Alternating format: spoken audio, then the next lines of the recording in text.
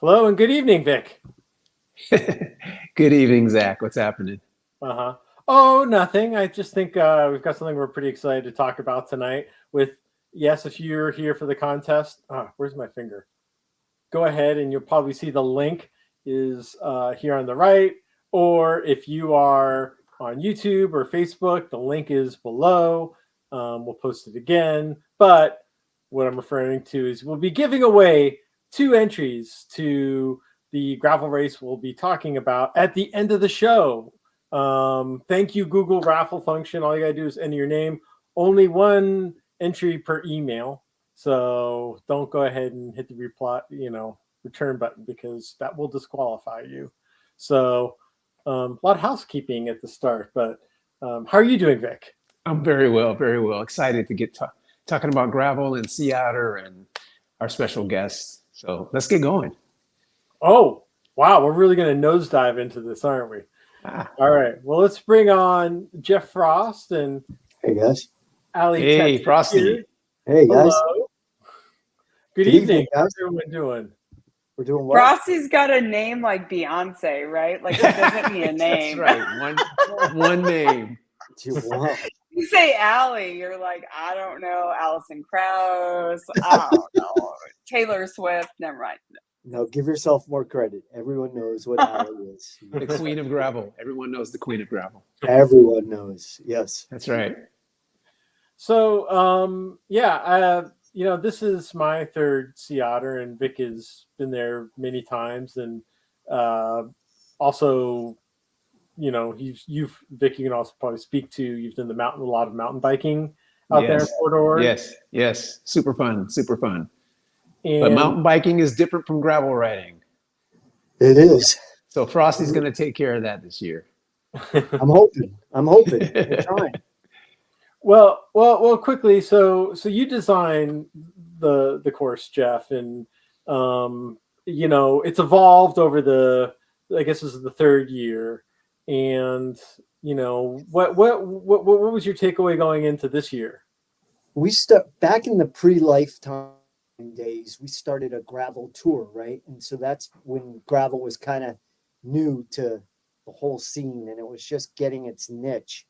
And then when we decided to transition to a race, when racing became something that made a whole lot of sense, we really followed the BWR model, right? We didn't really think that single track was necessarily bad or not so good. And we had limited terrain availability at the Bureau of Land Management to get to. It's pretty much a single track heavy area, as Vic knows from riding there. There's a ton of sweet single track at Fort Ord. So we tried to do that. We struggled with finding a great combination, and I think this year we've landed on what we hope will be a really good competitive course for all ages and all abilities, the pointy end to the folks that are out there just having a good day. And Allie, I know. So Frosty, I'm just asking you a question. Do you think I'll like it? I hope so. I think you will. I'm signed up, but I'm like a bulldozer on a bike. So am I going to like it? Yes, you are. As a former roadie turned gravel, I think you're going to like this course. I think you're going to like it. I think I'm coming down and pre-riding with you soon. So Good. I'm excited. Yeah. Well, before we get into the fly through, I think that this course is kind of like atypical for California in a good way, in that it's actually smooth and fast. And a couple of weeks ago, I was up there, and Ali, I know you're familiar with Huffmaster, and that was the fastest race that I've done, even with my bike failing on me. But like I think, like, while we have a lot of rugged terrain in California, this is a really smooth course you've laid out. It is. And, most of Fort Ord is not that technical, right? It's technical sandy, technical loose, but it's not technical rocky, rooty, Tahoe, kind of rugged terrain like you're used to in California. But I think Vic maybe, and Allie will tell you the same thing. It's deceivingly up and down. there's a lot more climbing at Fort Ord than you would suspect. By the end of the lap, you're putting in some serious gain over the course of the lap. And when you add it into 2 laps, man, it's a lot of up and down, a lot of up and down. Yeah, I think, I mean, that's something, though, that's so special about Sea Otter, and for not only the gravel, which I know we're talking about that because we're Gravel, California, but for the mountain biking and also the road race. To me, it's undulating and so difficult, but this is something I love. It's so hard, but it's beautiful. And also, like you were saying, Frosty, you're in BLM land. So there's no cars, there's no, like, you don't have to worry about road closures or looking left or right when you take an intersection. This land is open. Thankful to Sea Otter Classic, presented by Continental, to do this. But we have this land where you do, like, please still look left, right, but the road should be relatively open, whether you're doing the mountain bike race, the gravel race, or the road race, etc. The family ride, please come. Zach, I heard you're coming to the family ride. Nice. I'm yes, we hopefully will book my family's tickets this weekend. You know, that's a sweet course. That family off-road tour is a sweet 10-mile course. Good combination of single tracks and that really sweet downhill flowy single track, not technical. And yeah, I think you'll like it. It's going to be a good time for the family, my friend. Well, my 11-year-old daughter is actually the one that spearheaded this, and so we'll see how this goes.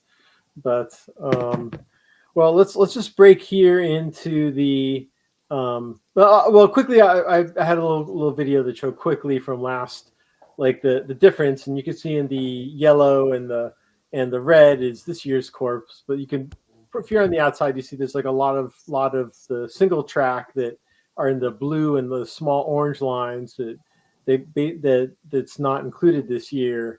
And you know, I remember just the last couple of years, you know, some people having trouble in those sections, and I think that this is going to erase a lot of that conflict for all levels. And the other thing we learned too is by moving the race to Saturday, right? You're out there by your lonesome. There's no other racing going on those trails at all while the gravel race is going on. So remember the first couple of years we tried to slot in the gravel with the cross country and figure it all out, but it just never flowed well. This year we made the decision stand alone on Saturday.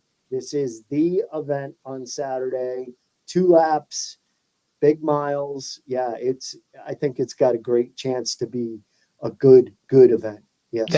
That is excellent, because I have to say one of my biggest complaints was mixing the XC and the gravel, because it got super confusing, especially when it got tight on the trails. So I think some of the gravel riders, because I was riding XC, they were like, why are these guys here? Like, it was like, are we in the right race?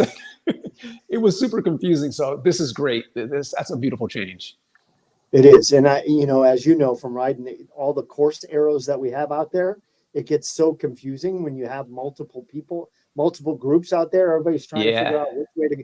Now you're on the race, you're on the course, you follow the gravel race arrows, and it's simple, straightforward.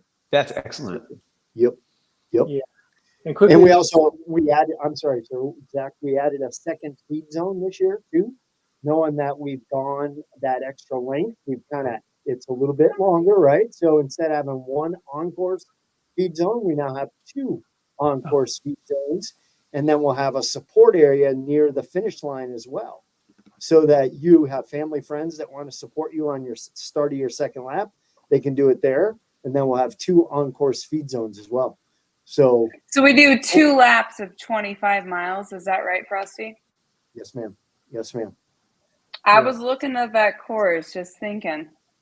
I'm thinking, I got some options, but I'm. You do. Well, there's a, Gran Fondo, but I'm looking into this gravel race because I know, but you have to take me out there soon. Yes. So it's two 25-mile laps. So you have the extra feed zones.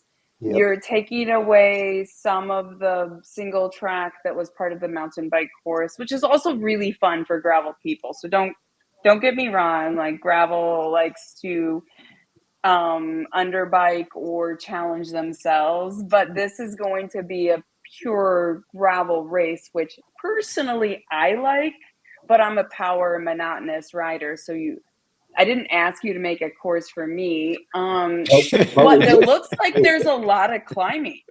There is a lot of climbing, and this is totally a lifetime brand gravel course, right? So if you like gravel races, Big Sugar, you like Unbound, you like that kind of stuff, this is more I've similar. won a few of those. Yes, you have, and this is more similar to those than not. And so we've morphed more towards the Lifetime brand. Obviously, we're owned by Lifetime, and now we're happy to be part of that family, and we're stoked. And so I think we've made a nice transition. I really do. How much gain is there in the race? Off the top of I think it's on the course map that you have, Zach, isn't it? I think like total for the 2 laps is 4,500 feet. So I think it's a little more than that, but okay. While you're talking, I'll try to pull it up. Maybe it's 44 per lap. No. I was thinking it was around 52 or 5300 for 2. I think it was 2,700 per lap. So it's somewhere in there, but yeah, and it's like Ali was saying, it's power climbs. It's not long sustained grinds. It's mostly power up and downs, short, steep, sections that you'll have to really think through and pick a good line and think through in the soft, pick a good line from the terrain being soft, not being rutted or technical. But if anybody's ridden forward, it gets super sandy out there. You get stuck in that beach sand or that kitty litter, you're done. You're struggle on a skinny tire that gravel can be. So what I would suggest for people, and I am called the queen of gravel, but I'm a roadie, like we've already discovered. And, or if you ever have met me, I'm just really good at riding really hard, really long.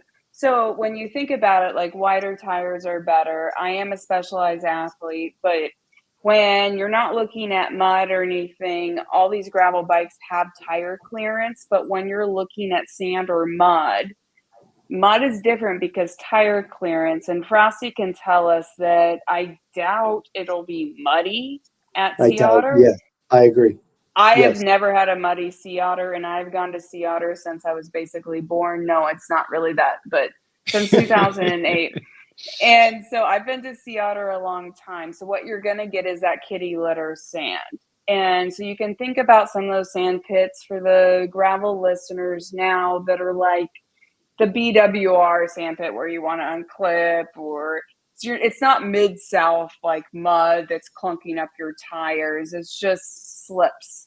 So I would probably, personally, I am, like, full disclosure, sponsored by Specialized, which is one of the main sponsors of Sea Otter Classic, but I would ride a 38 to 42. I'd probably go Tracer just for a little more tread. In the sand. And Frosty, you can tell me if I'm wrong. No, you're spot on. At Unbound, also owned by Lifetime, Pathfinders, unless it's muddy. But Sea Otter, due to the sand, just a little more tread to have that, I don't know, that connection to the ground to me is really important. I'm big on the 42s or 38s. It just depends. If it's muddy, I kind of go down to the 38s. And Sea Otter has never been muddy in my entire adult life, which is a very long time. But Frosty, you can pipe in on there. How about tire pressure? What do you think about tire pressure? Do you run a harder tire at Sea Otter than a softer tire? You run a softer tire, or? It made the cover of Bicycling Magazine last year, but lower life pressure, lower tire pressure. I think you go really low. I am thankful that my husband takes good care of me on the bike, but I'm probably running around 30, in the 30s, let's go with. he tells me I'm in the 40s so I can sleep at night Right. because I'm a roadie and I'm like 80s too low. Right. But Right. and I've won on Bound and other lifetime events, and I've won a lot of events at Sea Otter, but lower tire pressure lowers life pressure. But it's just hard from a, sorry guys, is that bad? It's hard from a roadie standpoint to think about lowering tire Totally. pressure, but you're actually increasing your aerodynamics because your tires aren't vibrating, whether it's gravel. Correct. And you might, Zach and Vic, have people that are racing road races or the Fondo or things like that. But if you have a higher tire pressure, it's vibrating and all that chip seal and stuff. And if it's lower, it sinks in and it feels squishier. And in your head, you feel like you're going slower. But aerodynamically, science and everything else, there's less like bouncing on these tiny little things. So lower tire pressure. I always and you're spot but on with yeah, the go I'm ahead. sorry to interrupt. No, with the loose soft and the cornering, the lower tire pressure helps too, because you can slip and slide with a higher tire pressure on some of these corners that you're carrying speed in, or a lower tire pressure, right, lets you really make that corner and rail that corner much easier. Yeah, and that's the other thing is in gravel racing, coming from a world tour road racing background, gravel is totally different because when you take a corner in a world tour road race or your local criterium, you can win or lose in that corner. But in gravel, like you don't win, you actually just lose in that corner. Right. So it's going a little slower. So lower tire pressure is great in that. And yeah, I think that's really important. But I tend to do wider. So I do 42 unless it's muddy. And I do add extra traction. Like I said, I am a specialized athlete. So I do Tracer or Pathfinder depending on. But for Sea Otter, I will ride a 42 Tracer, I believe, unless for some reason we have a monsoon. Knock on wood. Knock on wood. Let's hope not. Yeah. Well, Yeah. so Zach, you were right. It's 20. I'm looking at the map right now. It's 2,300 feet gain per lap. So 4,600 feet total. Yeah, and I know like sometimes it varies from mapping system to system. So Correct. I would if I say 4,500, it could go anywhere probably between 4,000 to 6,000, depending on how it reads. So, but that's not overly crazy. And well, let's bring up the map because I know there's one part Please. that that Oh, isn't don't tell me about this. here. Do I actually have to know, or am I signing up for the Grand Fondo? So you Also, can which is really beautiful. you can see from your elevation graph at the side there, the elevation profile, that we start at the highest point and we finish at the highest point with a bump in the middle. So the start is actually on the track. It's at the Sea Otter Classic Bridge. That is not where the lap and the finish are. The lap and the finish are the red dot you can see up above there, just off property on the Fort Ord National Monument.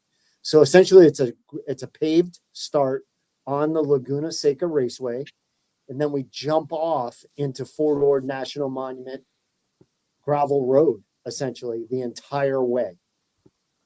So you're probably familiar with this first section, right? This is Skyline Road. We use it for pretty much all of our events to get out of the venue. It's wide, it's wind swept, it's slightly downhill. It's really a good surface. It's typically very dry. It's not usually super loose, but it's a really nice start, wide, lots of passing, lots of room to jockey around. Yeah, one thing, and someone put a question up: why not a mass start? And I think I'm in favor of dividing it into groups, especially when you've got a super fast course like this.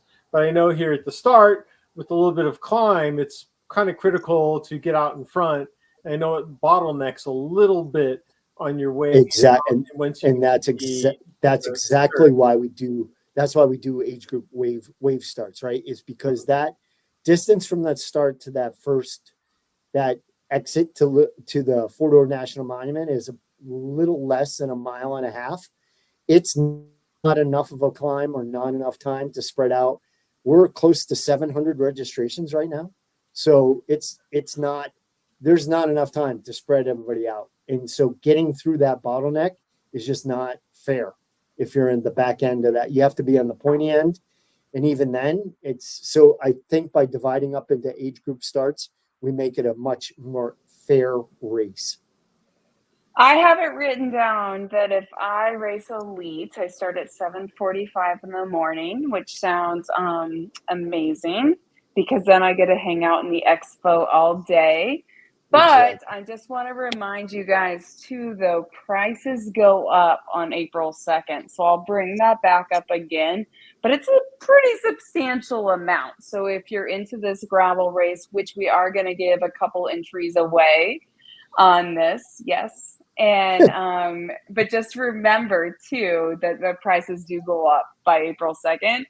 And I, full disclosure, I've never done the gravel race because I've always done the Grand Fondo because I really love these roads. I love every single road in Sea Otter. I try to do everything, but the Fondo and the gravel race happen to be on the same day, but all prices go up on April 2nd. But stick around for some giveaways. Yes. If you haven't found the link, I know some people have signed up, but not a lot. So your chances are good. The link is either at the bottom of the description or in the comments, like I said, or up top. Now, quickly, like I know it's a lot of downhill here. And Yep. I know like last year, the course kind of went straight ahead in this direction, but this is Yep. it maybe doesn't show as much on this map, but this is, a pretty sharp turn right at with a Right. lot of speed here. Yep. And I'm thinking that, I just think of like crit races, like some people take corners one way with a certain speed, and then for some reason when they have more speed, they still try and take it the same way. Yeah. And Yep. that is something that I know, especially on the dirt turn here, that people have to be aware of, because the people will be going probably like 30 miles an hour at least. It is, the lead into that is downhill, and typically there's a little bit of a headwind, not super bad, but you're right. That corner, yes, definitely make sure you pre-ride, get out there, check it out, know your line before you get into that race day, because if you're in a pack, that's going to be your first test right there. And then it's a nice transition to some rolling gravel road that's called Three Sisters Road. So everybody knows after you take that left, that whole next sequence all the way to the red line is called Three Sisters Road. And that is up and down. There's actually 3 different short, punchy climbs in there. Really nice wide gravel road, fire road, really nice rolling. It's going to spread out the groups for sure, that section. Now, and kind of when we go to like our first paved section within right here, I'm super familiar with this area because it is super fast. It's paved, and it's super steep. And luckily, it's a wide road. But at the bottom, doesn't matter which way the course went, you've got to make a pretty sharp turn. And that's where the first feed zone is, that sharp left-hander, right? So yes, you want to set yourself up really well downhill, give yourself some space, make that left-hander. It is definitely a 90-degree turn for sure to get into that feed zone area. Yep. Okay. And so then we're taking the But neutral, is there a neutral feed, Frosty? All of them are neutral, Allie. So that's really amazing. Everything we have is neutral. We don't, and that with the exception, I guess, of the one that's going to be located where you lap through, where the finish line is. That's for the family support. That's where you can have your own support if you want. But the other Zack and Vic will be there waiting for me, so I'm not that worried about it. It's fine. We'll be waiting for you. No, but so that's great. So there's neutral support out on course, so people don't need to have their family members go hike up a mountain. That's awesome. My husband will probably actually do the gravel race with me now, because usually he has to like schlep my bottles for me. So after Poor you go through the Blaze. speed zone and you take the right there, Zach, that's the first, that's a two-way section. That's important to note, right? Mhm. So you're outbound and inbound on that gravel road. And so that connects kind of the two sections of the course. So this whole next yellow to the red, all the way down to the next yellow is two-way racing. And the red is pavement, and it is a climb and a slight downhill on the other side of that trail crossing. You can see goes slightly downhill to what's called Crescent Bluff Road, which is the yellow. And that you're probably familiar with. We've used that over the years a lot. It's a great, wide, undulating, as Ali would say, gravel road that really gets you to the farthest west north portion of the course. Frosty, Yes, sir. Frosty, I have a question. Yeah. So on the two-way sections, I mean, how wide is that? I mean, what kind of separation do we have? It is one lane wide of a normal size road, so it's like 20 feet wide, but there's two distinct tire marks, on each. So for each lane, we'll have probably a little bit wider than a single track to get up and down, and we'll cone down the middle enough that Okay, you pay attention, but that if you see a spot you want to pass, you can pass. You just always Got it. have to have your head up, obviously your eyes up, looking for oncoming traffic. Yep. got it. Yep. Okay, so it looks like when we kind of hit like the westernly section here, Yep. rollers, and then kind of a gradual climb here. And yeah, I know it was. I remember the section last year. It gives a much different view than the start. A lot does. more of the farmland, and does. the fact that there's no housing on this edge definitely helps. But Because as the trail is named Crescent Bluff, obviously that's a bluff, right? You're riding above the valley floor. So you have a great viewpoint of that whole Salinas Valley and Ooh, all the agricultural stuff that's going on. yeah, and that farm just off to the south. I mean, like, I Yes. don't know if it's for sale, but I'll check my bank account. The new Sea Otter presented by Gravel by California. By Zack, yeah. I mean, No. it's probably just like a gravel camp area to train to win the Sea Otter Classic, presented by Continental Gravel Race. Now, I'm in. okay. This section here around like mile 10, I remember it maybe narrowing a little bit, and I don't know if it was part of the single track, but a part of it was a little wet that you had to bike around. Not bad. Yeah, and I'll do some recon when I get out there, and we may, as you know, we reroute sections that are gnarly, but most of this is an all-weather course, and I don't think we're gonna run into those spots, those wet spots like last year. Really don't. So then I guess we kind of like make a climb all the way back up to mile 12 here, where we kind of head out to a new section that has not been covered yet here in the in the gravel races previously. So you come out at mile 12 and you're taking a right outbound, right? And so don't get confused. That yellow line that goes to the left is the inbound. Mm-hmm. So outbound goes to the right. That's called Machine Gun Flats. As you know, or may not know, that Fort Ord National Monument was an old Army training base, right? The Fort Ord, and that's where they trained for World War II. So there's still so much military history. But anyways, Machine Gun Flats to Henniken's Ranch Road, which Ali will remember as we use that on the road race. So that is a paved portion. That next red is I've paved. won that road race a few times. Just gonna say, and the time trial. Never mind. Shut up. So machine gun, like that section we described previously, it's wide enough for obviously two-way traffic, right? But you're just going to have to keep your heads up, pay attention to the cones, just be aware that you're going to have oncoming race traffic in both directions, right? Whatever way you're going. You take the right on Henniken's, which is paved, and then at mile 14, you take that left onto Watkins Gate Road, which is gravel. And that's awesome rolling, slightly climbing, and then slightly downhill to hit the pavement at mile 16, which is also part of the road, was part of the Grand Fondo, sorry, not the road race. And then you take a left onto Eucalyptus to get to that second feed zone. And this next section, this section that we're describing from mile 10 all the way back to Machine Gun Flats is all new. That's new for us to use. I don't think we've used it.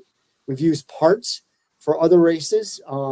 But this little Moab road, that's the yellow section that you were coming up to by feed zone 2, that is a climb.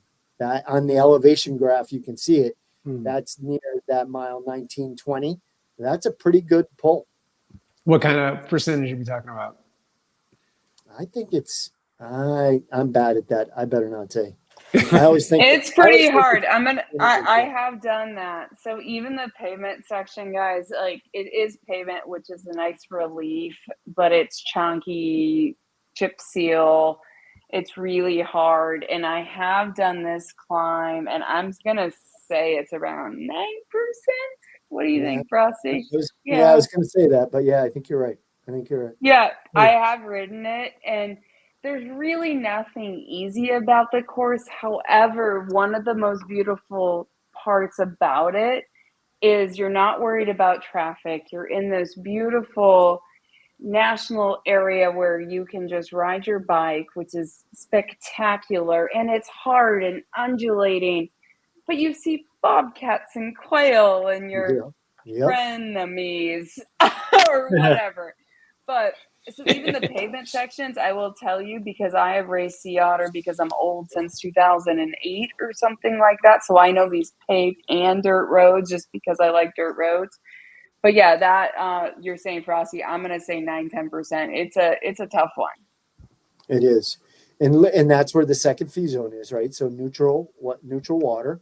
We'll have ample nutrition, right? We have great sponsorships from Bobo's, a new gel company out there. We'll have bulk water, you name it. We'll have sweet and salty snacks for those people that want to indulge in that or need that to get through the lap. But that feed zone is a new addition, but I think an important addition, right? Because that pretty much it's a mostly climb now back to the venue. If you look at the map, you have or your bar graph on the side there, you have a little bit of a downhill coming out of Little Moab Road, but then you're climbing back to the finish for almost, what is that, 3-4 miles, 5 miles, you're climbing. Yeah, and it's interesting that, and I don't know if this is being kept in the XC race, but the last couple of years, the drummers, that was a very difficult climb, but I've done this climb before on the way back to the finish, far more tame than some people. Yes, so correct. We've used Lookout Ridge in past, and that has gotten hammered by the rains, and it is definitely, it's a gravel road for sure, but it's rutted. It's just not wide enough anymore for a real true gravel, pure gravel. So what you're referring to is what we call the long grind home, which is Pillar Cetus Canyon Road. That's the yellow line that you're seeing.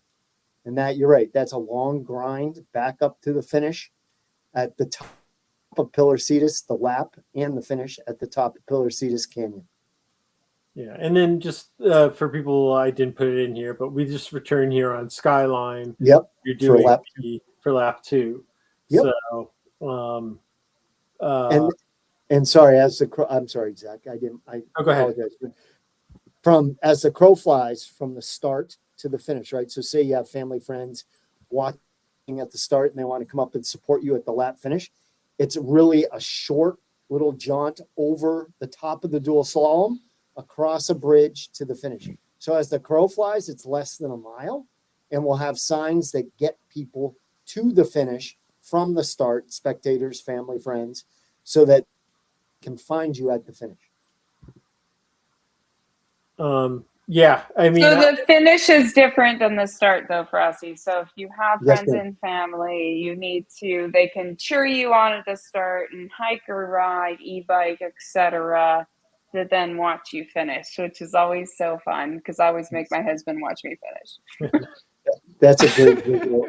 That's a great visual right there, Zach, because you can see where the dual slalom is, and you can see the bridge that they go across. So yeah, that's perfect, man. You can see how really That's it an is. awesome finish. I love it. Yeah. Yeah, I like right an uphill finish. Can Yep. you zoom in a little more? I'm a little. Are you gonna sprint, Vic? Is that why you like that up? Like, why do you like this uphill finish so much? I for me personally, I just don't want somebody dodging by me on a downhill Oh, okay. across the finish line. I'd rather have an uphill sprint at the end. And for people that aren't familiar with Sea Otter, the festival kind of goes and takes place mainly around the small little man-made lake. Camping is all around. This is the RV campground where Vic and I are allegedly staying, but there are Not allegedly. yes. Allegedly, yeah. Don't publish that, man. Don't publish Yeah. it. Frosty, where are you staying? Just curious. I definitely don't publish that, Allie. I'm too fancy to publish where I stay. Yeah. Yeah, and so no, I think it's a pretty good run through, and I think people that are familiar with the course are probably pretty happy, and newcomers too. I think this will be far more gravel friendly, and I think the good thing too is for your first time, if it's too much and you're just trying to experiment, you can just call it a day and just festival the rest of the day. Yeah, exactly. I mean, we have close to 700 exhibitors registered. 700. I mean, so you're right. You can spend multiple days walking around in the expo and race your bike in the morning, chill out in the beer garden or the adult beverage area in the afternoon. And also, what we haven't mentioned is everybody gets a meal with their race registration. So you can go to Casa Amigos this year. Every athlete gets a meal. It's by Bijou of Scratch fame. He is the chef at Sea Otter. So you can expect the menu will be really nice, really good. But you get a free meal not a free meal, but you get a meal with your registration. Make sure you take advantage of that. Yeah. You will be hungry. I'm doing just the thing. So we're going to give away entries. You can follow all of us, Gravel Bike California, myself. We have multiple ambassadors, but before I let my gentleman take over, I will remind you, if you do not win an entry this evening, the prices do go up on April 2nd. My birthday's April 4th, 4/4. So just think 2 days before my birthday, prices go up, and that sounds exhausting. Your birthday is my wedding anniversary. Oh, that's so I'll never forget your birthday. Thank That's you. awesome. What's more, my husband should never forget my birthday either, but he might. Two numbers that are the same. I figure you can figure that out. There you go. We'll see. Before we do the giveaway, because I've got a little random number generator that will go against the spreadsheet of entries. So you still have. We have a couple questions real quick in here. Do you want to or no? Yeah, let's do the question. Let's ask Frosty this one. So somebody does say they would like a flat finish, but sorry, we're not doing a flat finish. I like an uphill finish, so I love you, but no.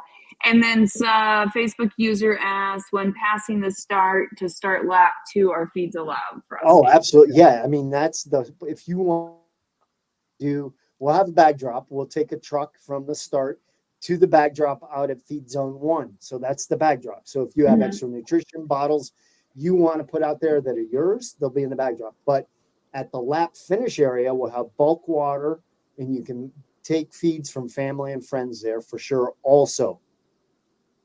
That's great. Perfect. You answered a Facebook user because that's all I see in chat, but thank you. I can't change the uphill finish, other Facebook user, but I prefer an uphill finish, so I am probably the wrong person to ask. You and me both.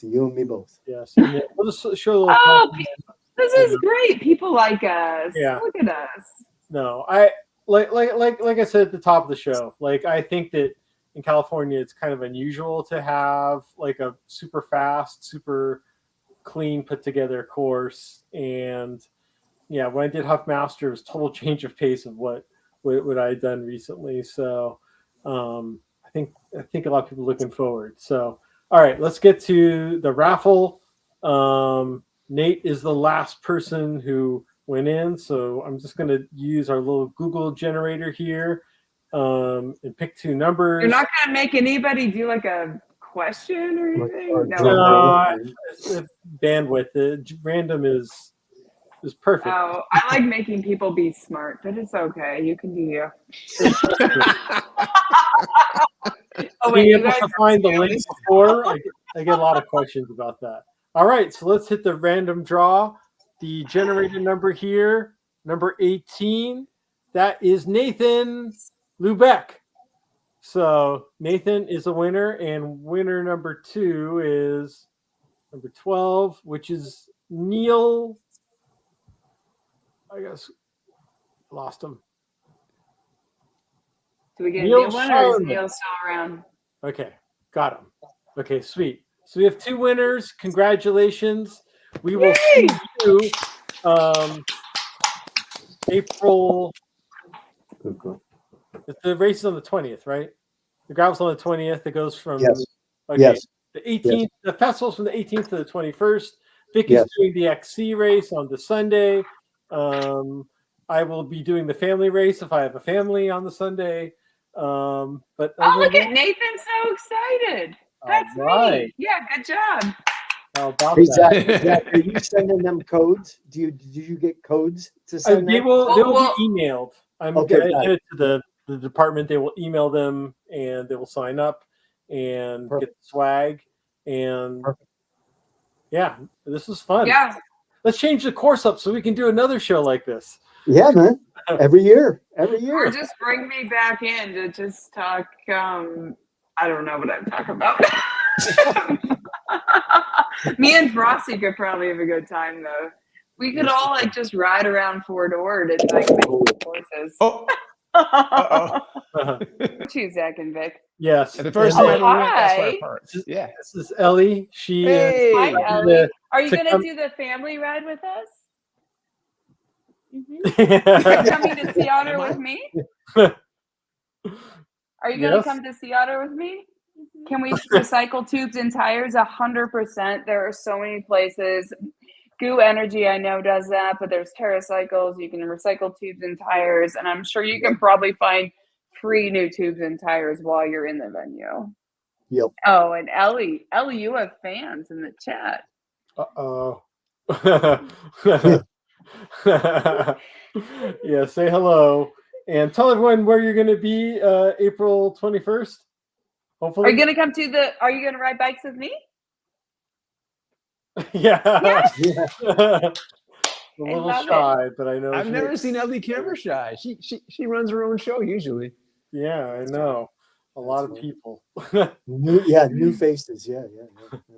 All right. Well, everyone, thanks for joining. We hope to see you in about 5 weeks. So take care and Thank you, let's Vic. go Otter up. Thank you, Vic. Oh, and thanks, Zach. Frosty. Thank you both. Thank you both. Thanks, Frosty, Allie. you're Thank you. Good to see amazing. you. I am Good to just see here you. for, I don't know, comedic. good to see I don't you. know. Allie, Comedy. you're amazing. We have to have you. Yeah, totally. Yes. You're the glue. Love you guys. I can't wait to see everybody at Sea Otter. If you have any Yeah. questions, ping Gravel Bike California. You can also reach me on my Instagram, and I'm sure at Sea Otter Classic. Frosty probably doesn't want to give out his personal No, that's information. Exactly right. That's exactly right. But at Sea Otter Classic, I'm at AM Tetrick. And obviously, if you're here, you are following Gravel Bike California. And we have your answers. And maybe we might even pre-ride it so we know where to cut. Never mind. We won't do that. We're going to set up Ellie for the win. Is what Yes. we're going to Yes. do. All Thank right. you guys. Thank Hashtag you road very to Sea Otter. All right. See April you. 2nd, you. prices go up. Be careful. Thank you.